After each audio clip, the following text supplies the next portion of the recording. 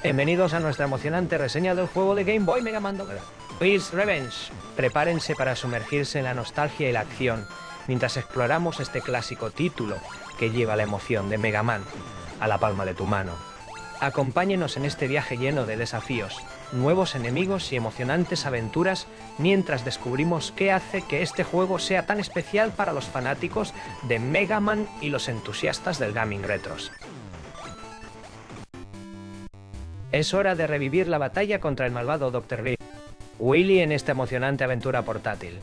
Con el éxito creciente de la franquicia y la popularidad del Game Boy, Capcom decidió llevar al Blue Bomber a todas partes, con muchos de los miembros del equipo de Mega Man ocupados con los títulos de Nintendo Entertainment System y el desarrollo de otras consolas.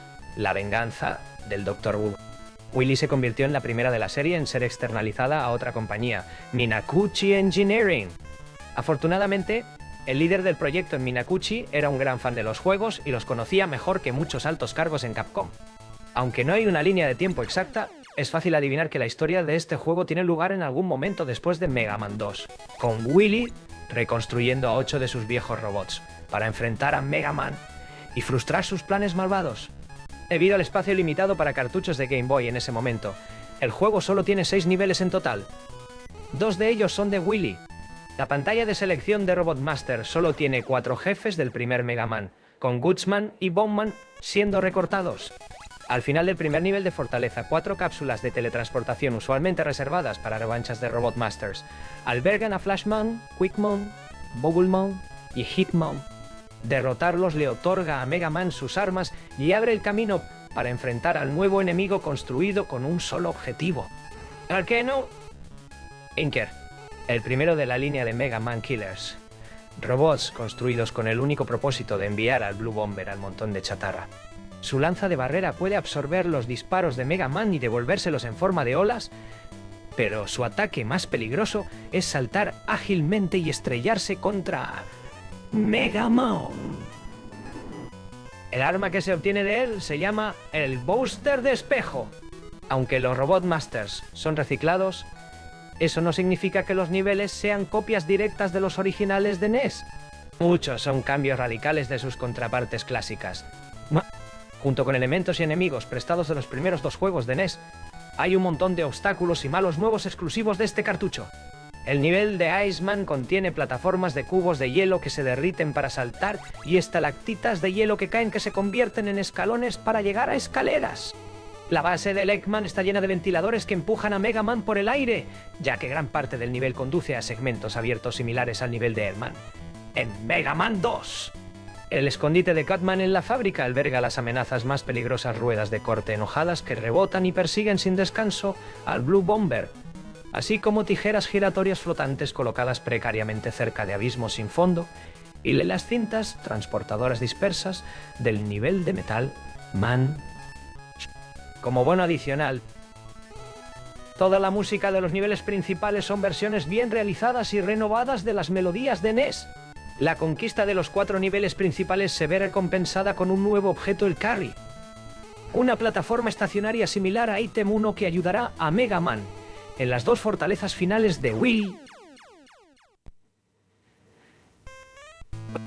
La dificultad aumenta muchísimo a medida que estas fortalezas se extienden más allá de cualquier nivel de Wily regular en la serie NES, con 5 jefes para enfrentar en el primer nivel solo. La falta de E-Tanks inclina aún más la balanza a favor del enemigo. El último nivel comienza una tradición para casi todos los juegos portátiles, con los segmentos finales teniendo lugar a bordo de una nave espacial construida por Wily. La batalla final enfrenta a Mega Man contra una enorme y detallada cabeza de tanque robótica de Wily, que es sospechosamente débil ante sus propios disparos cuando se reflejan, o que desencadena otra ampliamente utilizada tradición de Game Boy de hacer que el jefe final sea débil a la luz. La venganza da pasos audaces para elevar los títulos de Game Boy por encima de ser simplemente puertos degradados de las consolas hermanas. Los nuevos obstáculos y elementos, junto con un jefe nuevo bien diseñado, ayudan a que el juego sea lo suficientemente fresco para aquellos fans de Mega Man que buscan aventuras mientras están en movimiento. Desafortunadamente el camino es difícil. La falta de Ah, tanks. Los largos niveles de Willy y las estrechas alas de jefes hacen que cada golpe que recibes sea muy costoso. También es cuestionable que los 4 jefes de Mega Man 2 aparezcan tan tarde en el juego, dándote solo un nivel para usar sus habilidades robadas. El hecho de que la venganza del Dr. Wily te dé 2 armas especiales basadas en fuego es una elección extraña también. La nueva música que acompaña las melodías de los niveles renovados es buena, pero no está a la altura de lo mejor de los exclusivos de portátiles, y mucho menos de los grandes éxitos de los lanzamientos principales. Es al menos un primer intento admirable con el equipo externalizado, y las cosas mejorarían gradualmente a medida que el legado de Game Boy continuaría. Un prototipo del Rockman World japonés apareció en un sitio de subastas japonés y fue comprado por Chris Cobell. El cartucho prototipo no fue liberado públicamente en internet, pero él divulgó muchas de las diferencias aparentes en la ROM. La parte temprana carecía de un sistema de contraseñas.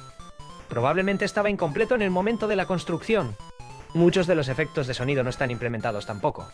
Algunas etapas como las de Cutman y Fireman tenían fondos más oscuros que se aclararon para la vieja pantalla verde borrosa de ladrillos y muchos de los diseños se movieron. Las puertas de cierre del jefe están colocadas más en línea con los juegos de NES, procediendo directamente en lugar de simplemente hacer caer a Mega Man verticalmente. Quizás más enloquecedor, Capcom y Naguchi decidieron agregar más enemigos entre la versión de prototipo y la versión final. Y con eso concluye nuestra reseña de Mega Man Dr. Wily's Revenge. Esperamos que hayan disfrutado de este viaje lleno de nostalgia y acción tanto como nosotros. ¿Qué les pareció el juego? ¿Cuáles fueron sus momentos favoritos? Nos encantaría escuchar sus opiniones en los comentarios. Gracias por acompañarnos en esta emocionante aventura retro. No olviden suscribirse para más contenido emocionante y nos vemos en la próxima reseña. Hasta luego, aventureros del gaming.